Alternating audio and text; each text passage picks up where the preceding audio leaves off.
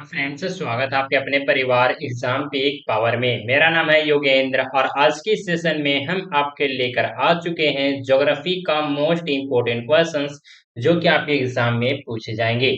तो आप लोग इस सेशन को कंप्लीट वॉच कर लीजिएगा। और बता दूं, इसी पेपर का इससे पहले भी बहुत सारे सेशन में करवा चुका हूं।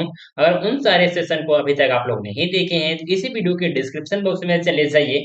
वहां पे आपको प्लेलिस्ट का लिंक मिल जाएगा, वहां से जाकर आप लोग कंप्लीट वॉच कर सकते हैं। लगभग आपको प्लेलिस्ट में 15 से लेकर 20 क्लास आपको दिए जाएंगे। अगर आप लोग कंप्लीट वॉच कर लेते हैं प्लेलिस्ट को तो इससे बाहर आपके एग्जाम में एक भी क्वेश्चन नहीं देखने को मिलेगा। तो आप लोग कंप्लीट प्लेलिस्ट को वॉच कर लीजिए। और साथ ही साथ आप लोग से हम रिक्वेस्ट करना चाहते हैं कि अभी तक आप लोग इस सेशन को लाइक नहीं किए हैं तो पहले तो इस सेशन को लाइक कीजिए और चैनल को सेशन को अभी तक अपने दोस्तों के साथ, अपने क्लासमेट के साथ सेशन को ज्यादा से ज्यादा शेयर कीजिए। अच्छा, चैनल को सब्सक्राइब करके बेल आइकन को ऑल पर प्रेस करना आप लोग बिल्कुल भी मत भूलिएगा, क्योंकि मैं बता दूं आपको सेमेस्टर 1 से लेकर सेमेस्टर 8 तक सभी पेपर का माइनर हो, मेजर हो, एमडीसी से ये इसी सभी पेपर का कंप्लीट तैयारी करवाया जाएगा। तो इस चैनल को सब्सक्राइब करके बेल आइकन को ऑल पर प्रेस करना आप लोग बिल्कुल भी मत भूलिएगा। तो चलिए स्टार्ट करते हैं, अपने क्लास पे आते हैं, अपने क्वेश्चंस में आते हैं। क्वेश्चंस में क्या पूछा जा रहा है? छोटा नागपुर पठार का भौगोलिक विवरण प्रस्तुत कीजिए। बहुत ही इंपॉर्टेंट क्वेश्चन है, मोस्ट इंपोर्टेंट क्वेश्चन है। आप लोग इंपॉर्टेंट इस क्वेश्चन को मार्क कर लीजिएगा। तो चलिए इस क्वेश्चन को हम लोग समझेंगे, देखेंगे अच्छे तरीके से। और साथ ही साथ जो भी स्टूडेंट आप लोग व्हाट्सएप ग्रुप में ज्वाइन नहीं किए हैं तो आप लोग इस नंबर पर मैसेज कर सकते हैं, जो कि नंबर है 94 30 70 2606। आप लोग इस नंबर पे व्हाट्सएप मैसेज कर दीजिएगा, आपको व्हाट्सएप ग्रुप में जोड़ दिया जाएगा। और साथ ही साथ आपको व्हाट्सएप ग्रुप में पीडीएफ वगैरह सारे के सारे चीज आपको यहाँ पे मिलेंगे ग्रुप में। तो आप लोग व्हाट्सएप ग्रुप में ज्वाइन जरूर से जरूर कर लीजिएगा। और साथ ही साथ जो भी स्टूडेंट टेलीग्राम चैनल में ज्वाइन नहीं किए हैं तो टेलीग्राम चैनल में ज्वाइन कर लीजिए। वहां पे आपको क्लास रिलेटेड, एग्जाम रिलेटेड सारे के सारे अपडेट भी दिए जाते हैं। टेलीग्राम चैनल का लिंक आपको इसी वीडियो के डिस्क्रिप्शन बॉक्स में मिल जाएगा, तो वहां से आप लोग ज्वाइन आसानी तरीके से कर लीजिएगा। तो देखिए इसका उत्तर यहाँ से स्टार्ट हो जाता है। आप लोग प्रयास कीजिएगा किसी तरह से पॉइंट बना बना कर ही अपने आंसर शीट में भी उत्तर लिखिए, ताकि आपका जो नंबर कटने का संभावना है वो बिल्कुल भी ना रहे। तो देखिए इसका यहाँ से इंट्रो स्टार्ट हो जाता है, समझे ना? इंट्रो स्टार्ट हो जाता है तो आप लोग इंट्रो को भी इसी तरह से परिचय, इंट्रो करने का मतलब कि परिचय यहाँ से स्टार्ट हो जाता है। एक सेकंड का टाइम दीजिएगा। तो चलिए हम लोग उत्तर में लिखेंगे, क्या लिखेंगे? तो छोटा नागपुर पठार भारत के पूर्वी भाग में स्थित है। भारत के पूर्वी भाग में क्या है? तो स्थित है। प्रमुख भूभाग है, क्या है? प्रमुख भूभाग है कौन सा? तो छोटा नागपुर पठार। और कौन सा भारत के कौन सा भाग में ये स्थित है? तो पूर्वी भाग में स्थित है। जो कौन सा है? तो झारखंड, ओडिशा, पश्चिमी बंगाल और छत्तीसगढ़ के कुछ हिस्सों में फैला हुआ है। यह पठार भारतीय उपमहाद्वीप का एक महत्वपूर्ण भौगोलिक क्षेत्र है, जिसमें कई प्राकृतिक संसाधन और यह द्वितीय भौगोलिक विशेषताएं हैं। यहाँ छोटा नागपुर पठार का भौगोलिक विवरण प्रस्तुत है। तो चलिए एक एक कर हम लोग देखेंगे। सबसे फर्स्ट पॉइंट में हम लोग समझेंगे स्थान और सीमा। इसी तरह से पॉइंट बना बना कर ही लिखिएगा, समझे? तो सबसे पहले देखेंगे स्थान। छोटा नागपुर पठार का मुख्य क्षेत्र कौन सा है? तो झारखंड में है, लेकिन यह उड़ीसा, पश्चिम बंगाल और छत्तीसगढ़ के कुछ हिस्सों में भी फैला हुआ है। यानी कि मुख्य रूप से जो छोटा नागपुर पठार है वो झारखंड में है, लेकिन इसका जो बहुत सारे हिस्से हैं वो कौन कौन सा राज्य में फैला हुआ है? तो उड़ीसा में फैला हुआ है, पश्चिम बंगाल में फैला हुआ है, छत्तीसगढ़ में भी फैला हुआ है। किसका? तो छोटा नागपुर पठार का कुछ हिस्सा, लेकिन मुख्य रूप से कौन सा राज्य में है? तो झारखंड में है, समझे? चलिए अब देखेंगे सीमा। इसके सीमा किस प्रकार से है? तो इस पठार की सीमाएं उत्तर में मैदान, एक सेकेंड। इस पठार की सीमाएं उत्तर में गंगा के मैदान से, दक्षिण में दक्षिण से, पूर्वी में बंगाल की खाड़ी के निकट और पश्चिम में किसमें है? तो सलेम पठार तक फैली हुई है, समझे?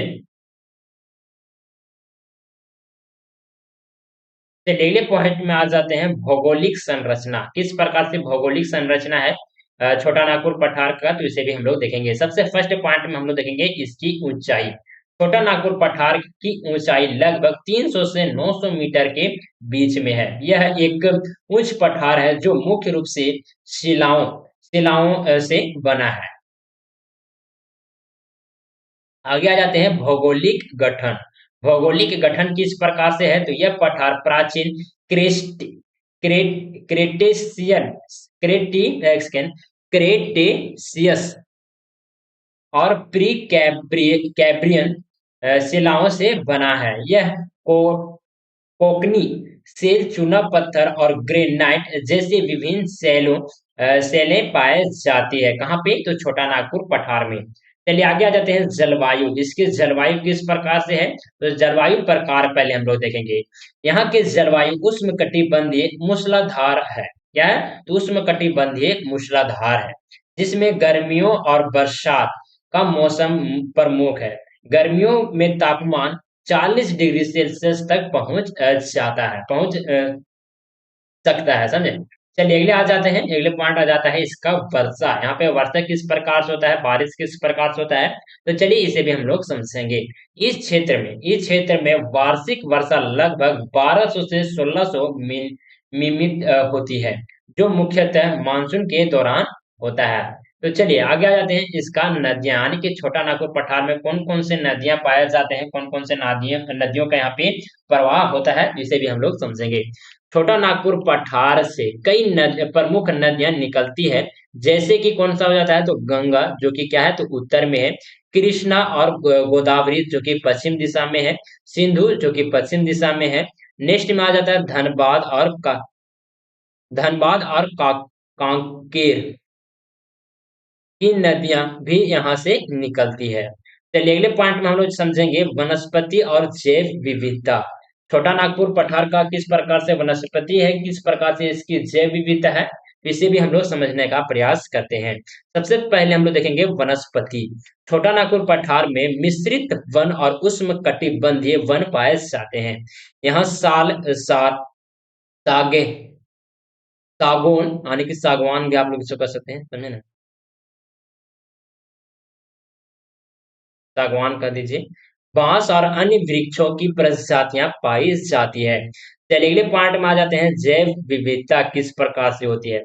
तो यह क्षेत्र जीव जंतुओं की अनेक प्रजातियां का घर है। कौन सा, तो छोटा नागपुर पठार, समझे, जिसमें विभिन्न पंछी, स्तनधारी और सरीसृप शामिल हैं। चलिए अगले पॉइंट में आ जाते हैं, यहाँ की आर्थिक गतिविधियों को हम लोग समझने का प्रयास करेंगे। सबसे फर्स्ट में पॉइंट में आ जाता है खनिज संसाधन। किस प्रकार से यहाँ पे खनिज संसाधन पाए जाते हैं, कौन कौन से खनिज संसाधन पाए जाते हैं, तो चलिए इसे भी हम लोग समझेंगे। छोटा नागपुर पठार में महत्वपूर्ण खनिज संसाधन पाए जाते हैं।